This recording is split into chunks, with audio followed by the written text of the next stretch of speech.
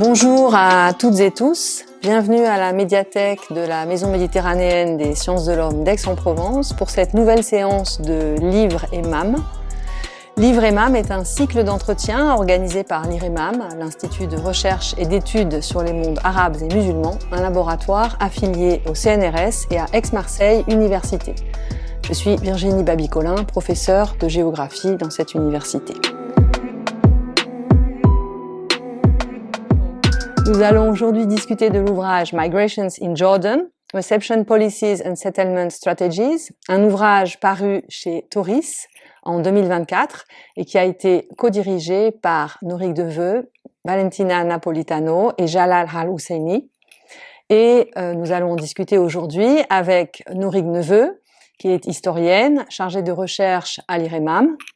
et Valentina Napolitano, qui est sociologue, chargée de recherche à l'IRD, au laboratoire Population, Environnement et Développement, affilié également à l'Université d'Aix-Marseille. Alors cet ouvrage sur les migrations en Jordanie est un ouvrage collectif que vous avez rédigé en collaboration avec 13 autres chercheurs spécialisés sur la région, qui sont issus d'un panel de disciplines variées des sciences sociales, allant de l'anthropologie à l'architecture, la géographie, l'histoire, les sciences politiques et la sociologie. Et dans cet ouvrage, donc, sur le temps long, vous décryptez quelles sont les politiques internationales qui sont conduites en Jordanie pour accueillir les réfugiés. Vous abordez les questions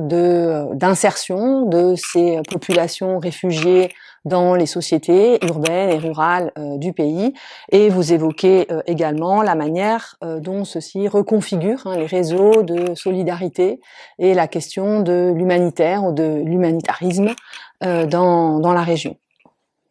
Alors pour commencer cet entretien, Norig, est-ce que tu peux nous exposer comment est né cet ouvrage, quelles en sont les origines et comment est né ce projet collectif? Ce volume collectif, il tient beaucoup à un projet de recherche financé par l'ANR qui s'appelait l'AG, Times of Conflicts, Time of Migration, qui était porté donc par Kamel Dorai entre 2016 et 2019, et aussi donc basé à l'Institut français du Proche-Orient, notamment à l'antenne d'Amman de l'Institut français du Proche-Orient. Pas uniquement, mais il y avait une équipe dynamique présente sur place à l'IFPO Amman qui a porté donc cette réflexion sur les migrations au Moyen-Orient et plus particulièrement en Jordanie, avec un phénomène donc qui est post-2011 et les épisodes révolution, contre-révolution dans la région, qui a amené une jeune recherche, et une recherche plus généralement, mais plus ou moins jeune on va dire, à s'intéresser à la question migratoire dans la région, mais avec voilà un vrai renouveau des questionnements de recherche sur la Jordanie, dont le livre se veut témoin, et avec aussi, on y reviendra, un intérêt croissant sur la question du rôle des réfugiés eux-mêmes et sur une étude de l'agentivité, si on prend ce vocabulaire, et des trajectoires des réfugiés eux-mêmes. Donc, en gros, l'idée de ce livre, c'est de travailler sur d'abord les migrations qui sont causées par les conflits, par les guerres, par les crises, donc on y reviendra, mais il ne s'arrête pas sur les migrations strictement liées au travail. Et en gros, l'idée du livre est d'articuler une appréhension de ces mobilités et de ces migrations avec une appréhension des mobilités humaines, de longue date au long cours. Donc, deuxième idée, c'était de reterritorialiser l'appréhension en prenant la Jordanie comme cas d'étude et en resituant cette Jordanie dans la région Moyen-Orient, l'une des principales régions d'où proviennent les réfugiés et où la majorité d'entre eux s'installent. Ensuite, l'idée était de revenir sur des épisodes migratoires exceptionnels en les réinscrivant ou en les inscrivant dans une généalogie des réseaux sociaux et des mobilités humaines plus ancienne, au long cours, qui permettait donc de relier la Jordanie à l'ensemble de la région, plus généralement même à vraiment l'échelle internationale, et qui permettait aussi d'interroger la question des politiques d'accueil et des stratégies d'installation sur le temps long et dans une perspective connectée. Donc on a fait le choix d'une approche pluridisciplinaire. On a un ouvrage qui regroupe des collègues qui sont historiens, géographes, politistes, sociologues, architectes, pour montrer en gros les multiples façons dont les migrations ont façonné le paysage social, politique, économique et humanitaire de la Jordanie contemporaine, et pour essayer de mettre en lumière les types d'interactions qui se sont développées entre les populations migrantes et les sociétés au sein desquelles elles s'installent, ou les sociétés d'accueil, aussi bien au niveau local qu'au niveau national. Donc on a aussi un jeu d'échelle qui s'opère entre les différents articles. Donc on travaille à cette articulation entre stratégie migratoire et politique d'accueil mis en place, que ce soit à l'échelle nationale ou à l'échelle internationale. Donc l'ouvrage souligne comment une approche localisée, donc à plusieurs échelles et à long terme, contribue à des changements qui sont proprement épistémologiques, plus larges, dans la compréhension des phénomènes migratoires dans des contextes de crise ou de régional, de guerre, de conflit. Et on y reviendra, mais comme je le disais, l'idée est aussi de sortir d'une approche au cas par cas des migrations, en mettant en commun des cas d'études au sein d'un même ouvrage. Pour rentrer un petit peu plus dans le vif du sujet, est-ce que Valentina, tu peux nous expliquer un petit peu quelle est la place particulière de la Jordanie dans le système de mobilité et de migration au Proche-Orient?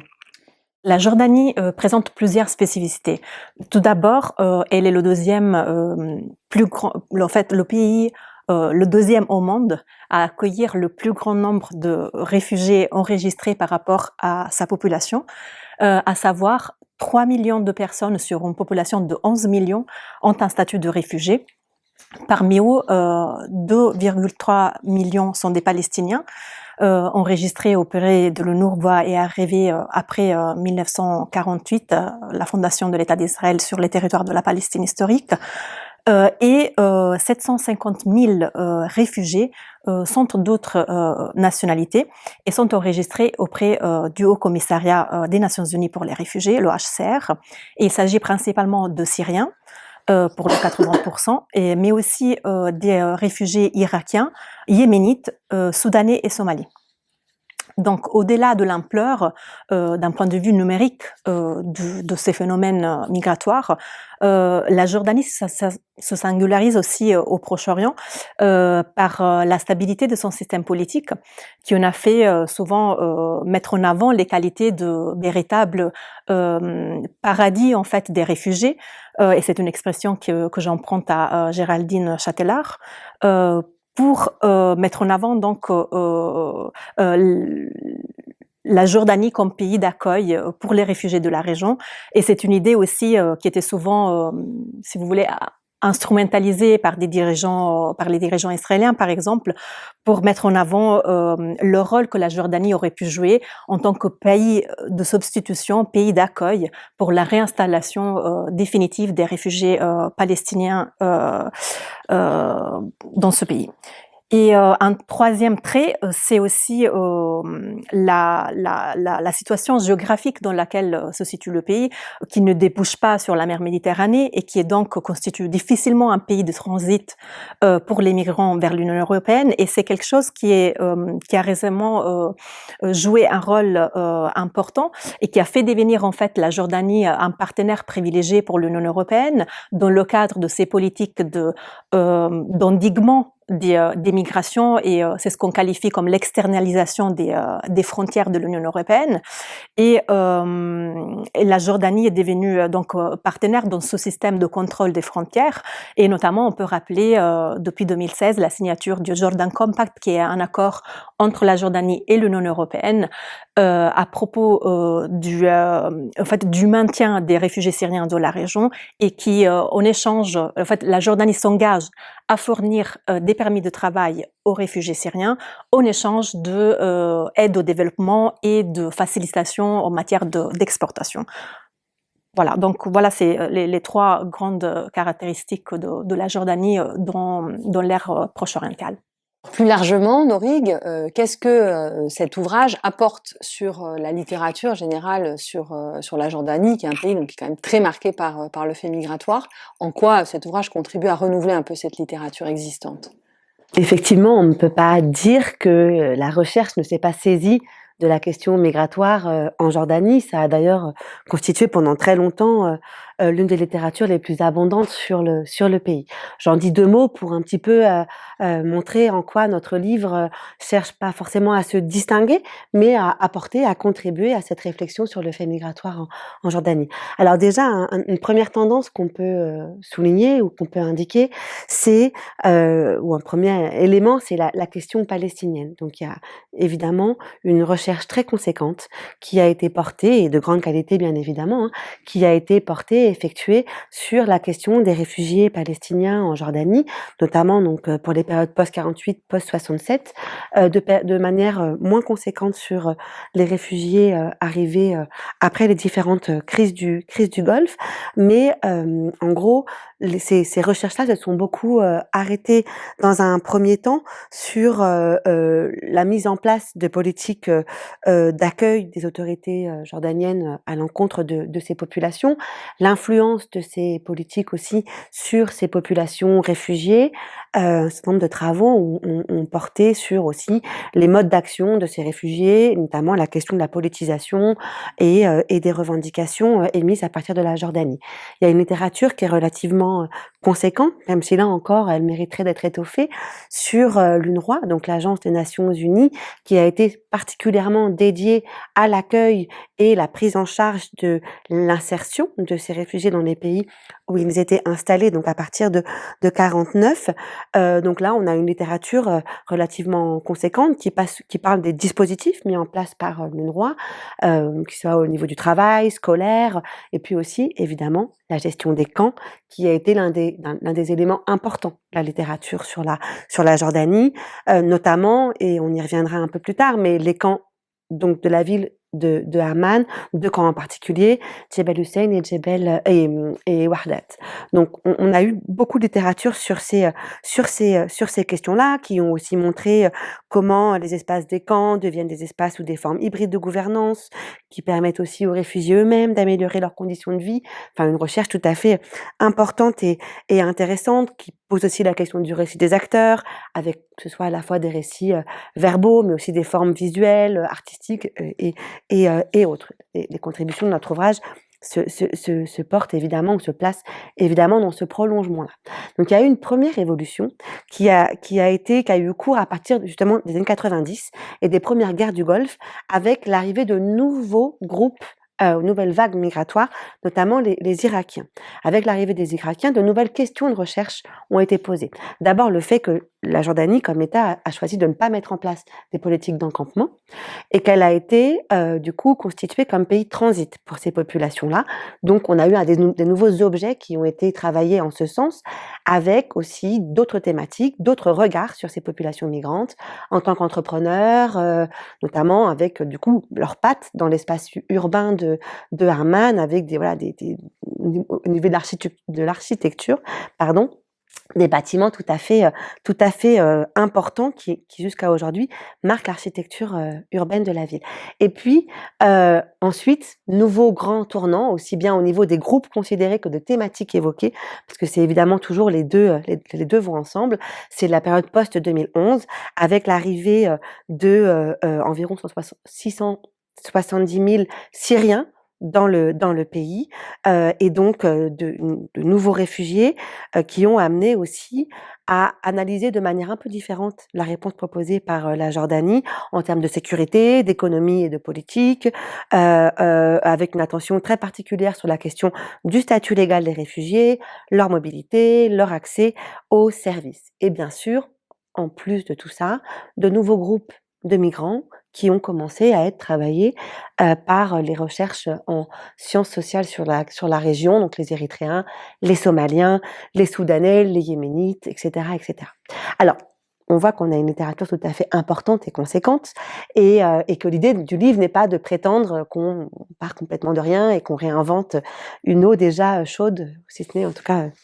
plus que tiède. L'idée, c'est vraiment de montrer, dans un premier temps, l'un des partis pris forts, c'est de sortir d'une appréhension au cas par cas. C'est-à-dire que la question à la fois des stratégies d'accueil et la question, enfin, des politiques d'accueil, pardon, et des stratégies d'installation ont été pensées groupe par groupe. C'est-à-dire comment, et y compris quand je dis groupe par groupe, c'est-à-dire y compris au sein du groupe, par exemple, réfugiés palestiniens, je dirais presque les 48, ceux de 67 ou les ex-Gazans, on y reviendra, comme on en parle dans ce livre, ont été souvent considérés de manière dissociée. Donc, on a évidemment un livre qui s'appuie à la fois sur des études de cas, mais paradoxalement, le parti pris est de mettre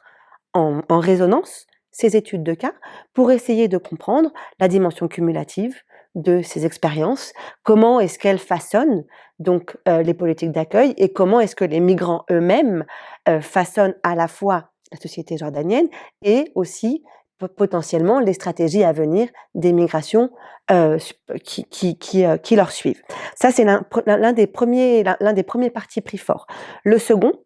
et qui fait vraiment état aussi d'une évolution importante de la recherche, c'est qu'on sort d'Amman. Il y a beaucoup d'articles qui sont sur Amman, mais on voit qu'il y a d'autres espaces qui sont aussi liés à une répartition de la migration, mais pas que, qui vont être développés. On voit qu'on a des articles sur Mafraq, à l'est de la Jordanie, sur des villes comme Irbid, voilà, des grands espaces d'installation, et y compris des populations réfugiées palestiniennes depuis 1948, qui avaient été moins l'objet de recherche. Donc on a une représentation des espaces urbains, principalement jordaniens, qui est plus important. Et ensuite, et ça c'est Valentina qui va revenir sur ces questions, hein, mais deux partis pris, celui de mettre en perspective des cas d'études situés dans le temps à des périodes tout à fait différentes, et celui aussi de prolonger des travaux sur la question de l'agentivité des migrants mis en place avec la question des politiques d'accueil nationales ou par des grandes instances internationales. Bon, alors on voit bien donc comment ce livre renouvelle un petit peu l'approche des travaux sur la Jordanie. Maintenant, ce livre c'est Migrations in Jordan, et plus largement donc quel est l'apport en fait de ces travaux à la littérature sur les migrations internationales, dont on sait qu'elle est extrêmement abondante aussi depuis une trentaine d'années, et dans quelle mesure en fait les cas que vous développez permettent d'enrichir ou de conforter ou de mettre en avant certaines dimensions de cette littérature sur les migrations internationales en sciences sociales. On a voulu aussi aller au-delà du simple cas de la Jordanie pour dialoguer avec cette riche littérature sur la question des migrations forcées. Et les principaux apports de l'ouvrage sont trois. Tout d'abord, on a essayé de proposer, dans le cadre des débats autour du transnationalisme, de localiser les approches transnationaux des migrations pour montrer pas seulement comment les migrants gardent des liens à travers les frontières, entre les différents pays, mais aussi comment ils participent à forger, à façonner en fait la fabrique sociale, politique, économique du pays d'accueil. On a aussi voulu adopter une conception participative de la gouvernance, d'étude de la gouvernance des migrations, qui met en avant en fait pas seulement les réfugiés comme objet à être de gouvernance, en fait, qui doivent être gouvernés, mais aussi qui les considère comme des faiseurs, des acteurs impliqués dans ces politiques mêmes, incluant par exemple des initiatives menées par les migrants mêmes dans le cadre de la prise en charge humanitaire, de l'assistance, de la protection sociale. Donc, un deuxième apport de cet ouvrage repose sur la prospective de temps long qu'on a voulu adopter et qui nous permet en fait de montrer la dimension cumulative des politiques migratoires. À savoir, il est vrai que la Jordanie a adopté une politique au cas par cas, en fonction des nationalités, des dates d'arrivée, etc. Mais chaque politique est ensuite informée par les flux migratoires d'avant. Et par exemple, le cas des politiques d'encampement est assez explicite sur ça, parce que pour l'arrivée des réfugiés palestiniens la Jordanie a mis en place des camps de réfugiés, alors qu'on sait ensuite, Norig l'a annoncé, quand il y a eu l'afflux de migrants, de réfugiés irakiens, elle a voulu faire le choix de ne pas établir des camps, justement pour avouer toute pérennisation des réfugiés irakiens, mais aussi pour des raisons de sécurité, parce qu'on sait tous les défis sécuritaires que la présence palestinienne avait représentés en Jordanie. Ensuite, en 2011, lorsqu'il y a eu l'arrivée des Syriens, en fait, la Jordanie a fait le choix à ce moment-là de remettre en place les camps pour des raisons politiques, stratégiques, parce que lors de l'arrivée des Irakiens, en fait, la comptabilisation du nombre de réfugiés était difficile, la mise en visibilité aussi pour solliciter les bailleurs de fonds était compliquée, et c'est à ce moment-là, donc en tirant profit de l'expérience antécédente, que la Jordanie a accepté de mettre en place des camps. Donc voilà la dimension cumulative, et cette approche par le temps long nous permet aussi de replacer ces mobilités qui sont liées, on l'a dit, aux crises, aux conflits, dans des généalogies de mobilité plus anciennes, que ce soit lié au commerce, au travail, aux relations familiales, ou encore à des pratiques religieuses. Et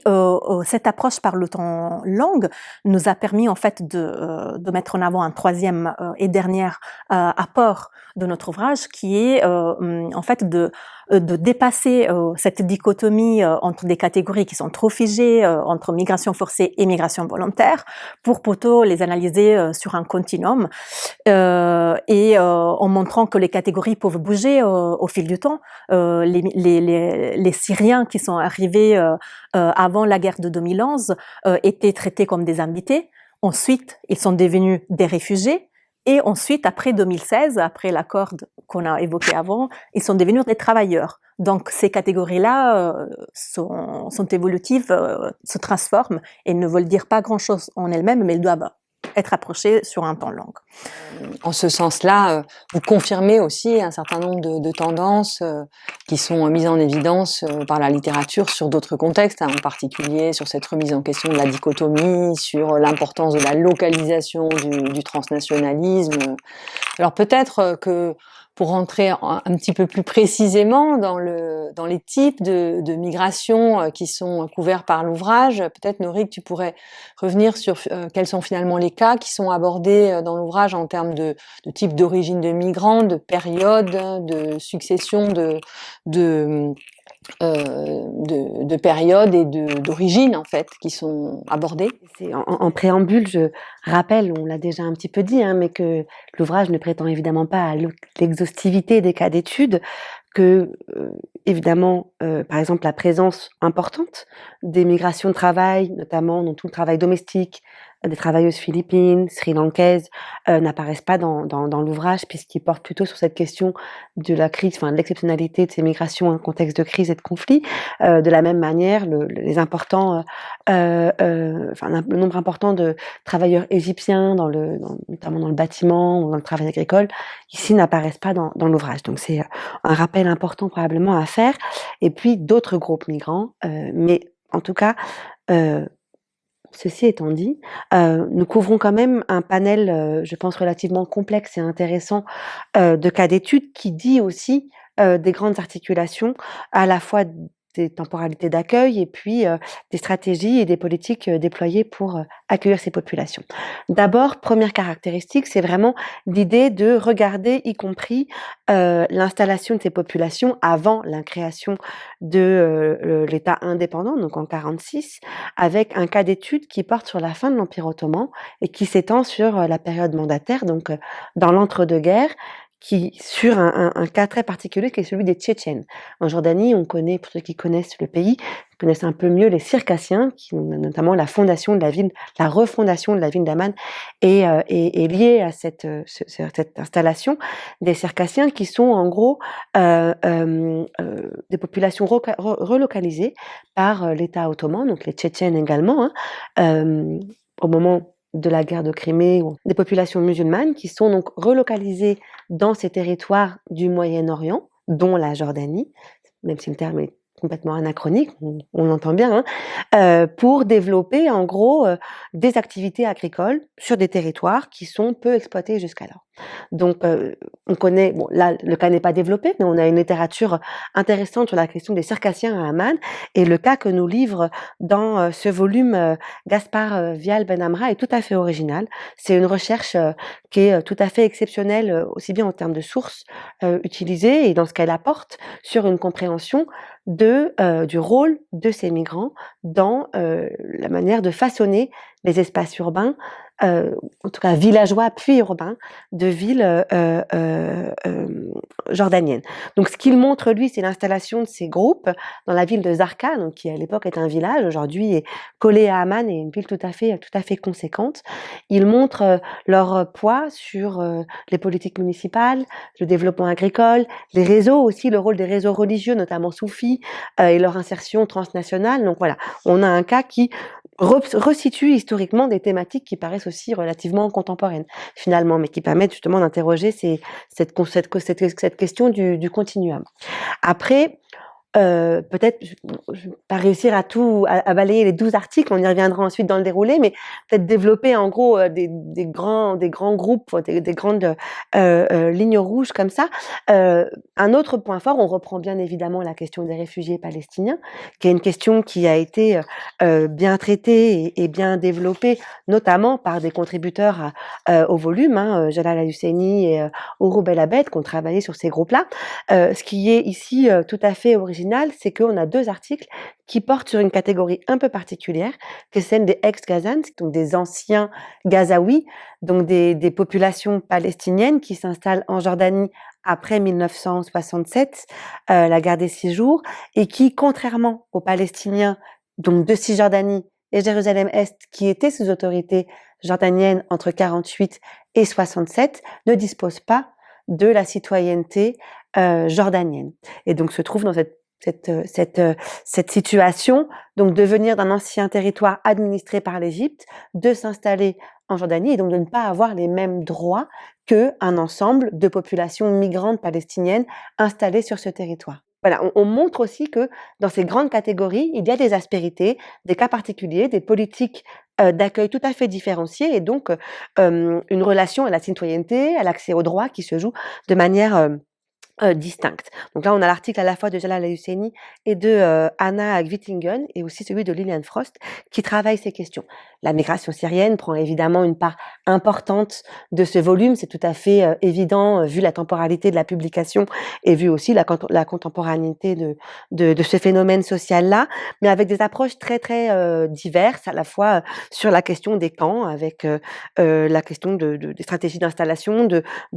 déploiement de pratiques urbaines et d'habitat dans ces camps. Il y a aussi donc la question d'une appréhension genrée de ces installations, avec l'article de Anne Zuns sur les femmes migrantes dans la région de Mafraq et leur rôle, notamment au sein des stratégies matrimoniales et agricoles. Bref, on a plusieurs exemples, celui aussi de Valentina sur la question, et on y reviendra là encore, de l'assistance réfugiés à réfugiés. Donc voilà, comment ce panel très divers d'acteurs,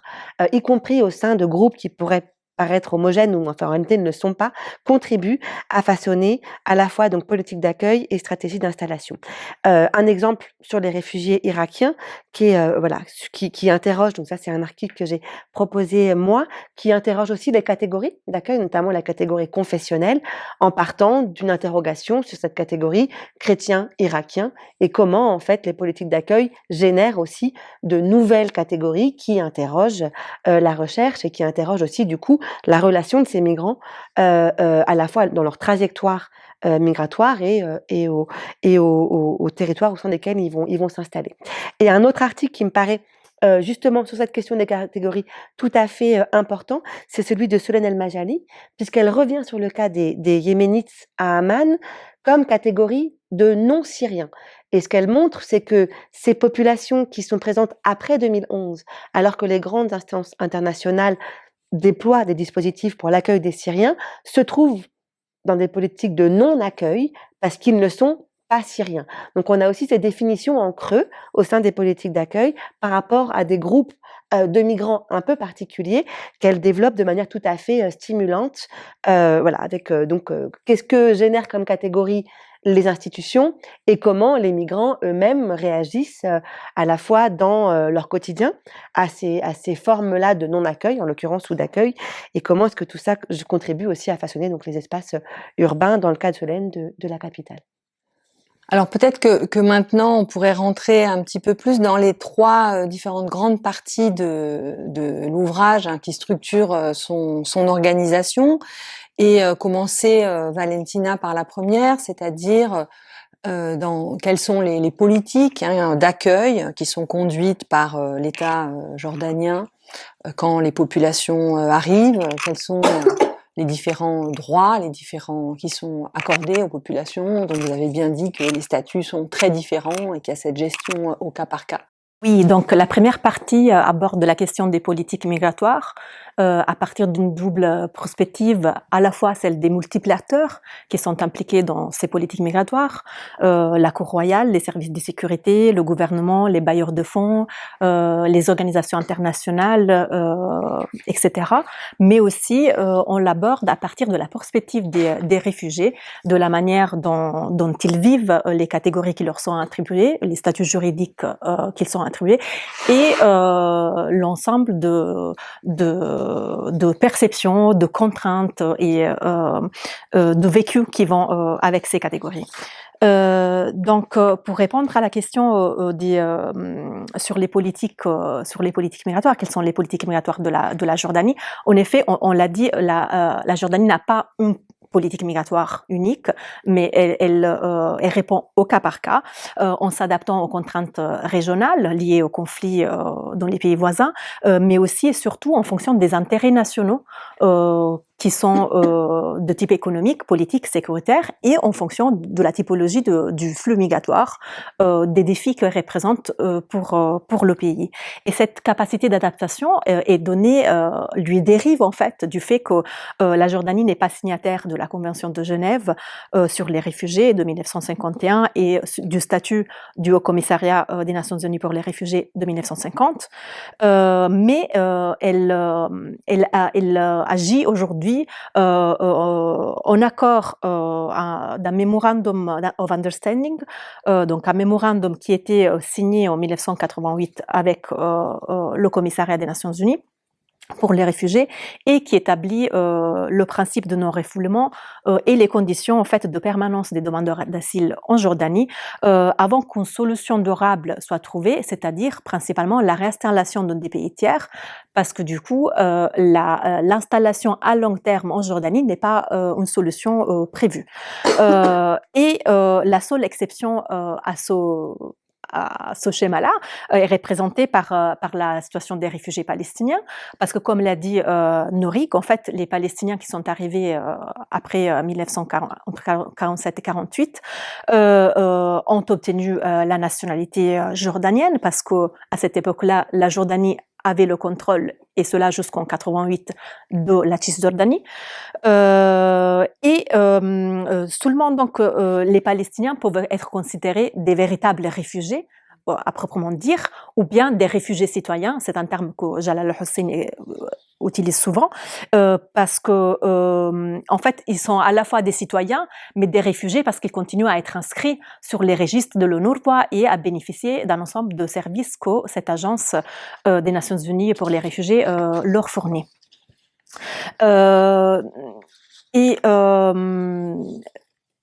Donc en fait, dans ce contexte-là spécifique, on a dit il y a une multiplicité d'acteurs, une multiplicité de mains. La politique migratoire, elle est vraiment dispersée entre des acteurs multiples. Et on a aussi une multiplicité de catégories pour décrire les migrants en Jordanie et le type de services auxquels ils ont droit, leur degré d'inclusion et d'exclusion de la société jordanienne. Norig l'a aussi évoqué, on a une contribution sur les ex-Gazans qui contrairement contrairement aux autres Palestiniens, n'ont pas la nationalité, sont contraints de payer un permis de travail. Encore, je pense aussi à la contribution dans cette partie de Solène Al-Majali qui porte sur le cas d'étude des Yéménites et des migrants issus d'Afrique, et que le HCR qualifie de non-syriens, une catégorie déjà en elle-même excluante, et qui renvoie en fait à leur statut. Ils sont pas reconnus comme demandeurs d'asile, mais la Jordanie voudrait qu'ils soient plutôt traités comme des migrants de travail, et cela implique qu'ils sont exclus de tout service, assistance, protection sociale. Donc voilà un peu un panorama des politiques migratoires, et peut-être juste rappeler, mais tu l'as déjà fait aussi, la contribution de Lilian Frost sur ces questions de nationalité et citoyenneté, qui explore en fait la question à travers la terminologie arabe qui est utilisée pour définir la citoyenneté, la distinction entre muwatana et jinsiyya, et notamment encore un cas d'étude sur des réfugiés non palestiniens, non palestiniens, des réfugiés non citoyens, donc les ex-Gazans et les Syriens. Alors, dans la deuxième partie de l'ouvrage, c'est plutôt sur la production de l'espace, en fait, par les réfugiés, hein, que portent les contributions. Donc, est-ce que, Norik, tu peux nous dire un petit peu comment, finalement, ces différentes populations migrantes transforment l'espace? Alors, l'espace urbain, tu l'as dit, à Amman, mais aussi ailleurs, hein. Donc on a 4 contributions dans cette deuxième partie qui reviennent sur la manière dont les migrations ont façonné ces nouveaux espaces, principalement urbains ou villageois, voir comment est-ce que des villes entières ont été façonnées par cette migration, avec une approche spatiale qui a aussi comme idée de mettre en valeur l'interaction entre les différentes catégories de migrants et les sociétés d'accueil, ou en tout cas les espaces. Donc l'idée, c'est que cette approche spatiale, elle permet vraiment aussi de montrer de quelle manière ces migrants entrent en interaction avec les sociétés d'accueil et les habitants des territoires dans lesquels ils s'installent. Alors, j'en ai déjà un peu parlé, donc je ne vais pas forcément redévelopper le plus cet exemple-là, mais on a évidemment la contribution de Gaspar Vial Benamra qui montre comment ce groupe de Tchétchènes s'installe dans un espace villageois qui va devenir Zarqa, donc en périphérie d'Amman aujourd'hui, et comment est-ce que, donc à la fois, ils doivent se poser des questions d'accès à la propriété, d'exploitation agricole, de développement de la ville, dans ces structures aussi politiques, la municipalité, et ces différentes interactions. Donc, il montre vraiment comment ce groupe-là a contribué à l'émergence de plusieurs villages. Là, on a l'exemple de Zarqa, mais voilà, on a d'autres exemples qui deviennent ensuite des villes à la période mandataire, donc pendant la période de l'entre-deux-guerres. Et du coup aussi, ça pose la question du rôle de ces migrants dans la mise en place d'un processus de construction de l'État. Et il montre bien qu'en fait, c'est un rôle tout à fait majeur qui est joué dans certains espaces par ces populations. Ensuite, on a une question, on l'a un petit peu dit en introduction, mais qui se pose immédiatement quand on pense à l'espace, notamment l'espace urbain, qui est la question des camps. Ça a déjà donné lieu à un certain nombre d'écrits et de littérature, hein, comment ces camps de réfugiés, ils représentent en fait la quintessence de l'expérience des réfugiés, leur habitat, voilà, comment est-ce que tous ces éléments-là, en plus, sont très largement couverts par les médias et sous le feu de l'actualité, sont traités par la recherche, d'autant qu'on sait qu'à partir de 2012, face à l'arrivée des migrants syriens, hein, les autorités jordaniennes ont décidé d'implanter de nouveaux camps, mais avec une évolution stratégique, c'est-à-dire que ces camps ont été situés dans des zones frontalières. Donc on les trouve aujourd'hui au nord-est du pays, dans la région de la ville qui s'appelle Mafraq, donc on va dire plutôt près de la frontière irakienne. Et donc ces espaces-là sont devenus des vraies vitrines de la politique d'accueil jordanienne et aussi pour les grandes instances internationales, et on pense en particulier au HCR, le Haut Commissariat pour les réfugiés, avec l'exemple du cas de Zaatari. Donc, les formes d'organisation de ces camps ont très largement évolué à travers le temps, et c'est l'objet de l'article très original de Eyham Dalal et d'Aline Fraikin, qui, par le prisme spatial, offre une perspective tout à fait inédite sur la politique d'accueil jordanienne, puisqu'il montre comment l'espace reflète en réalité l'étiquetage du réfugié en tant que catégorie sociale et juridique spécifique. En gros, il montre que les Syriens ont d'abord été accueillis comme invités, puis installés dans des espaces urbains ou dans des petits camps autour des villes ou des villages proches de la frontière syrienne, et comment la formalisation des camps a accompagné en fait la formalisation aussi de leur statut de réfugiés. Donc c'est là aussi des camps fermés qui accompagnent une formalisation du statut. Et par ailleurs, il y a toute une enquête aussi sur la forme de ces camps, leur évolution au long cours, donc à partir de leur ouverture en 2012. On a une autre contribution qui est celle de Myriam Ababsa sur quelque part le même groupe de migrants, les Syriens, mais avec une approche complètement différente, puisque elle regarde là encore les espaces urbains autour de la ville de Irbid, donc on est à l'autre extrémité du pays, plutôt au nord-ouest, plutôt près de la frontière avec la Palestine, et donc on est donc sur une ville qui a accueilli un grand nombre de réfugiés, avec et donc ce qu'elle regarde, c'est la question du logement, qui a été une question posée très très fortement, qui a aussi très largement animé le débat médiatique et social en Jordanie, et elle regarde donc la mise en place de dispositifs avec d'accueil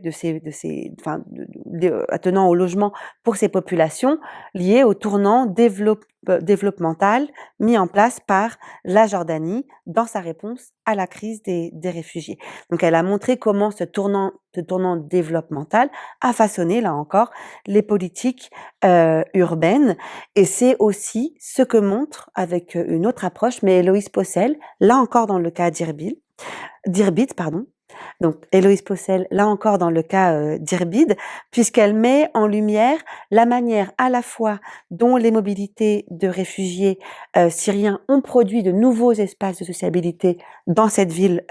d'Irbid. Elle montre aussi comment on peut avoir des processus cumulatifs entre des anciennes installations de population syrienne dans les années 80 et puis ces nouvelles vagues migratoires. Et puis elle s'arrête sur un quartier qui est connu aujourd'hui sur le nom de Little Deraa, donc Petite Deraa, la ville dont viennent la majorité de ces Syriens, donc la plus proche de l'autre côté de la frontière,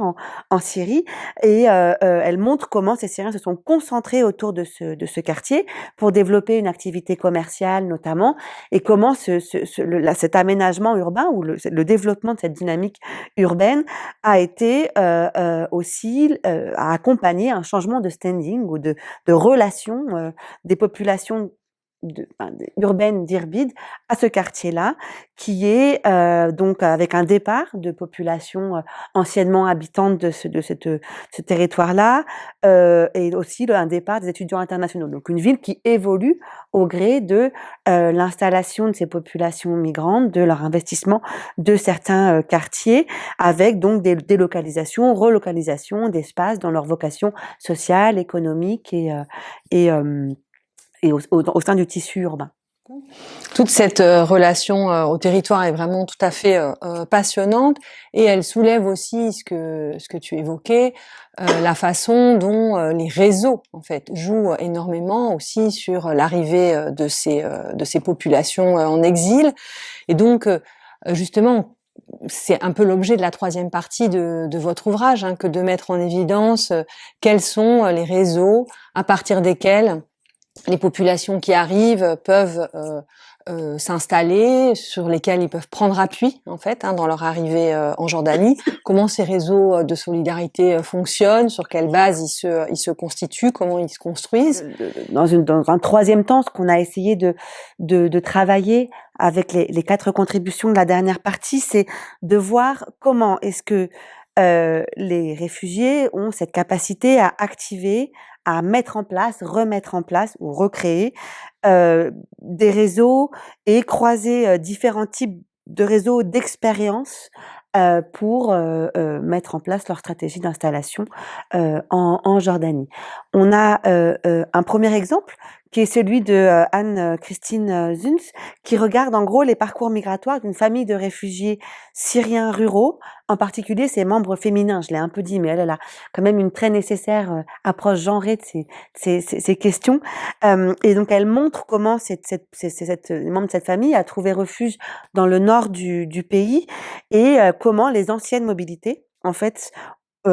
circulaires dans le cadre en fait de réseaux agricoles, donc d'une activité agricole transfrontalière, ont été remobilisés et ont permis à la famille d'accéder à des soutiens, des ressources dans leur installation dans cette région de Mafraq. Elle montre aussi comment ces femmes jouent un rôle du coup tout à fait déterminant au niveau économique et comment la migration reconfigure éventuellement les relations de genre au sein de l'espace familial.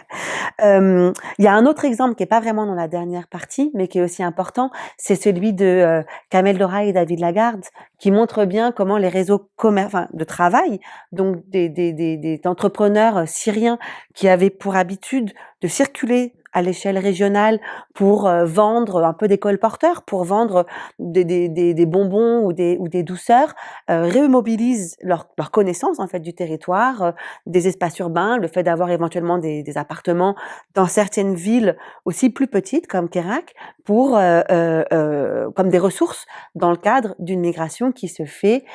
suite au conflit et à la guerre civile en Syrie. Donc comment cette expérience par le travail est remobilisée dans le cadre d'une migration liée au conflit. Et puis,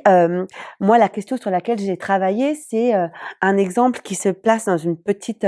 localité qui s'appelle Marca, qui est vraiment collée à Amman. Hein, donc, il y a pas de frontière urbaine entre, enfin, il y a un continuum urbain entre Amman et Marca. Et ce que j'ai essayé de regarder, c'est l'installation donc de populations chrétiennes irakiennes, donc comme catégorie souhaitable d'accueil, d'abord avec une invitation du gouvernement, du roi Abdallah II en 2014. Cette installation est aussi intrinsèquement liée à l'avancée de Daesh sur le territoire, notamment de Mossoul, et au départ de ces populations, et aussi donc à une construction d'un récit martyrologique sur ces figures chrétiennes chassées par ces radicaux musulmans, et donc des figures qui sont présentées aussi bien dans le discours politique que dans le discours des institutions internationales comme des remparts à une barbarie ou à une radicalité, enfin voilà, comme aussi porteuse d'un projet, d'un idéal pour la région. Et donc ce que j'ai essayé de montrer, c'est comment la mobilisation de différents réseaux a permis l'installation et l'accès à un certain nombre de services pour ces populations, que ce soit un accès au logement, et donc aussi comment le fait qu'on ait 3 pôles urbains d'accès pour ces populations reconfigure leurs espaces d'installation entre la première installation en 2014 et la période dans laquelle moi j'ai pu faire des entretiens qui est plutôt 2016, 2017, 2018, comment en fait il y a une recentralisation de leur présence autour de ces 3 pôles urbains qui sont le Jebel Hussein, El Hachemi et Marca, qui sont les espaces où des services leur sont proposés et aussi qui sont des espaces où des églises leur proposent des messes qui correspondent, donc notamment pour les populations chaldéennes et araméennes qui correspondent à leur dénomination. Et puis ce que j'ai essayé de montrer, c'est comment les acteurs du religieux en tant que tels entrent dans des débats concurrentiels sur le fait d'apporter des droits à ces migrants, avec une tension entre une volonté notamment du Vatican de garder ces populations au Moyen-Orient, et puis un prêtre à Marca qui s'adapte aux attentes de sa population, de ses fidèles, en les préparant à une remigration vers notamment l'Australie ou éventuellement le Canada. Et puis comment ces figures du religieux, en fait, par le biais de l'association, peuvent à la fois développer des réseaux et s'émanciper un peu ou se dissocier un peu du discours de l'institution cléricale, et également devenir des représentants de ces groupes de migrants auprès des grandes institutions internationales. Et un dernier cas d'étude de cette partie est représenté par le cas d'étude syrien sur lequel j'ai travaillé et notamment en fait sur le rôle des réfugiés syriens en tant que pourvoyeurs de protection sociale à travers l'étude des associations et des organisations humanitaires fondées par des Syriens eux-mêmes pour venir en aide à des réfugiés, à des familles démunies. Et dans cette recherche, j'ai essayé de montrer en effet comment à la base de ces initiatives, il y a principalement des Syriens qui sont arrivés en Jordanie avant 2011, donc principalement des opposants politiques qui sont arrivés, en 1980, à l'issue d'épisodes violents de répression en Syrie, des étudiants, des entrepreneurs qui souvent circulent entre la Jordanie et les pays du Golfe. Et l'idée principale en fait de cette recherche était de montrer comment ces réseaux de migration syrienne préexistants ont pu mobiliser des ressources à la fois sociales mais aussi économiques pour pouvoir fonder des associations dans un contexte particulièrement contraint de la Jordanie où toute activité associative ou indépendante des réfugiés est complètement interdite. Et une autre idée était aussi de montrer que ces espaces sont devenus aussi des lieux d'engagement où des Syriens arrivés avant et après 2011 se côtoient, des espaces aussi de sociabilité et d'emploi dans un contexte où l'accès au marché du travail pour les Syriens demeure assez restreint. Cet ouvrage a principalement été construit et conçu dans un programme de recherche qui a été conduit à la fin des années 2010. Bon, la situation au Proche-Orient évolue beaucoup. J'ai envie de vous poser la question, qu'est-ce qui se passe depuis le 7 octobre 2023? Dans quelle mesure ce qui se passe depuis affecte l'évolution des migrations dans le territoire, de la mobilité des populations ou les politiques jordaniennes? Donc depuis l'attaque du Hamas du 7 octobre 2023 et la guerre génocidaire, je dirais, qui ravage la bande de Gaza depuis donc maintenant 13 mois. La Jordanie a été impactée principalement, je dirais, sur le plan politique. On a des manifestations qui sont organisées régulièrement en soutien du peuple palestinien, au centre-ville de Amman, mais aussi près de l'ambassade israélienne. Et dans ce cadre-là, en fait, la Jordanie essaye de garder une position d'équilibre entre, d'une part, les positionnements, les revendications de sa population, qu'il faut rappeler par moitié est d'origine palestinienne, et aussi ses relations politiques avec Israël, parce que la Jordanie est signataire d'un accord de paix avec Israël, l'accord de Wadi Araba signé en 1994. Du coup, la Jordanie essaye de garder un équilibre entre ces deux principales préoccupations, celle de sa population et ses préoccupations, ses relations politiques avec Israël. Ses intérêts économiques, sécuritaires et politiques.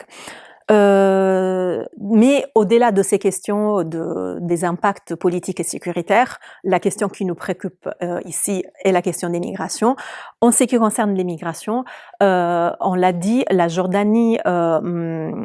en fait, a sur son espace national a accueilli des populations provenant de la bande de Gaza en 1967, donc environ 200 000 ex-Gazans, comme on les qualifie en Jordanie. C'est une des populations les plus marginales socialement en Jordanie, ce qui explique aussi que la Jordanie ait une volonté très limitée d'accueillir de nouveaux réfugiés provenant de la région dans son pays, dans ses frontières. Donc, un deuxième élément est représenté en fait par la fermeture, en fait, le blocage des frontières ou des circulations entre la Cisjordanie et la Jordanie, il faut rappeler que des milliers de familles circulent entre les deux rives du Jourdain et que leur stratégie de subsistance, de survie repose en fait sur ces circulations-là. Du coup, pour le moment, on n'a pas de recherche, mais des recherches sont en cours sur cette question-là, sur l'impact en fait du blocage des circulations sur les relations, les stratégies familiales de ces familles depuis le 7 octobre. À mon avis, une des deuxièmes conséquences majeures depuis le début de la guerre à Gaza sont les risques d'effondrement qui pèsent lourdement sur l'UNRWA, qui est donc l'agence des Nations Unies qui s'occupe des réfugiés et qui fournit des services à près de 6 millions de Palestiniens, pas seulement en Jordanie, mais dans l'ensemble de la région. Et des risques qui se sont accentués depuis le 7 octobre, et notamment à l'issue des accusations soulevées par Israël à l'égard de 19 des 13 000 employés de l'UNRWA à Gaza qui ont été accusés d'avoir participé aux attaques contre Israël.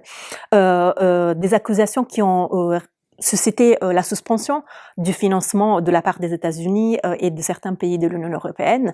même avant qu'une enquête soit menée. Il y a donc le risque que si ces financements continuent d'être gelés, le risque, la difficulté pour l'agence de continuer à poursuivre ses activités. Et enfin, rappelons aussi une dernière actualité, c'est que le 28 octobre, Israël a adopté 2 lois au Parlement qui interdisent l'action de l'UNRWA dans les territoires occupés, donc la Cisjordanie, Jérusalem-Est et la bande de Gaza, en compte totale violation du droit international parce que ce sont des territoires occupés où Israël est contrainte de fournir de l'aide humanitaire. Donc cette interdiction, je pense que pourra avoir des conséquences majeures à la fois pour les réfugiés palestiniens dans les territoires occupés, mais sûrement avec des conséquences sur la Jordanie voisine et sur la capacité d'action et la durabilité de l'agence même dans l'ensemble des pays d'accueil des réfugiés palestiniens. On voit qu'il y a un certain nombre de perspectives de recherche qui sont toujours très importantes et ouvertes par l'évolution des situations.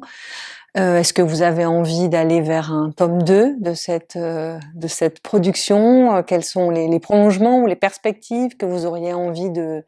continuer à travailler à la suite de ce projet? Je crois qu'effectivement un tome 2 serait nécessaire. Après, nous ou d'autres, en tout cas, il y a aussi d'autres collègues qui travaillent sur ces thématiques-là, qui je pense pourraient apporter de très beaux collectifs. Mais quelques pistes en tout cas sur lesquelles effectivement il serait nécessaire de prolonger l'étude. Bon, déjà repartir de tout ce que Valentina vient d'indiquer, c'est-à-dire on a quand même une évolution majeure des régimes de mobilité liés à la Jordanie depuis 1 an, donc qui méritent d'être considérés dans leur contemporanéité. Donc il faudrait évidemment ajouter en gros toute cette appréhension de ces nouvelles dynamiques à une compréhension, donc là encore, de cette dimension cumulative des expériences migratoires ou d'empêchement de la mobilité. Un autre élément qui est la probable mise en perspective, enfin la nécessité en tout cas de mettre en perspective migration liées au travail, ce que l'on a déjà pointé, et puis ces migrations vraiment liées au contexte, conflit, crise, parce qu'on voit très très bien qu'à différents endroits, l'arrivée de ces populations migrantes qui fuient des guerres ou d'autres temps de conflits sont aussi des opportunités pour mettre en concurrence, notamment sur la question du travail des groupes de migrants. On a vu que l'arrivée des Syriens permettait aussi éventuellement de mettre en concurrence ces travailleurs, souvent travaillant au noir, avec des Égyptiens qui, par ailleurs, pourraient commencer à essayer de s'organiser, demander des droits. Enfin, donc voilà, cette question de peut-être soit par l'échelle micro, soit par la question du travail, mais en tout cas essayer de voir comment est-ce que une compréhension de la migration dans sa compréhension globale, et puis des stratégies politiques de l'État jordanien envers ces différents groupes migratoires aussi pour garantir un certain degré de libéralisme économique, etc., serait à mon avis tout à fait intéressant et porteur de perspectives probablement très innovantes. Peut-être là aussi mieux regarder. Là, je pense que c'est une première pierre qui a été portée à l'édifice, de montrer, comme le disait Valentina, comment des groupes de Syriens arrivés précédemment contribuent à la réception, la politique d'accueil de nouvelles vagues de migrants ou de réfugiés. Mais voilà, cette appréhension sur le temps long doit être, à mon sens, très largement complétée avec un travail ambitieux à faire sur les sources, que ce soit aussi des sources qui viennent des migrants eux-mêmes,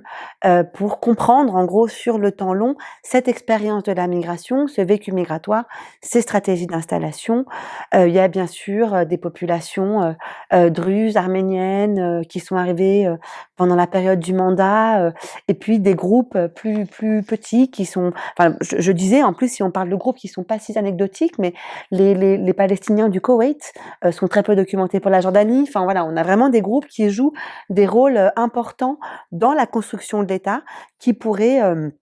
et dans la construction des dynamiques sociales, urbaines, qui pourraient être beaucoup mieux documentées ou beaucoup mieux travaillées. Et peut-être un autre enjeu qui là pour le coup n'est pas très peu travaillé en réalité, c'est la présence de ces migrants dans des espaces ruraux. Donc ça peut recouper la question du travail aussi, ou dans des villes plus moyennes. On pense notamment à Kerak, à Maran. Enfin, comment ces espaces-là deviennent aussi des espaces d'installation, et comment certains quartiers, on a des recherches qui se développent là-dessus, hein, mais comme par exemple comment les camps sont aussi devenus des espaces de covivence entre différents groupes de migrants, qui soient de travail, les espaces, l'habitat va être loué à des populations de travailleurs domestiques, par exemple. Voilà, donc à la fois les espaces ruraux, et puis revenir sur une appréhension aussi peut-être des camps comme tissu urbain, et dans aussi leur représentation d'un univers migratoire qui est plus complexe que celui strictement des réfugiés. Donc comme des nouveaux, voilà. Aussi peut-être lire éventuellement des formes de subalternité liées à la migration par ces espaces, des camps ou autres, et donc les stratégies déployées par ces réfugiés pour pouvoir à apporter, ou en tout cas à accompagner des services, enfin la mise à disposition de services, de logements ou d'autres populations migrantes. Merci beaucoup Norig et Valentina pour cet échange tout à fait passionnant. Cet épisode de Livre Emam est désormais terminé. Je vous rappelle le titre de l'ouvrage dirigé par Norig Neveu, Valentina Napolitano et Jalal Al-Husseini,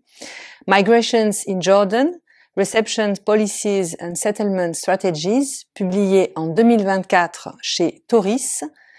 Vous pourrez revoir ce webinaire sur la chaîne YouTube de l'IREMAM et le réécouter en podcast sur Spotify, Apple Podcasts et bientôt sur d'autres plateformes.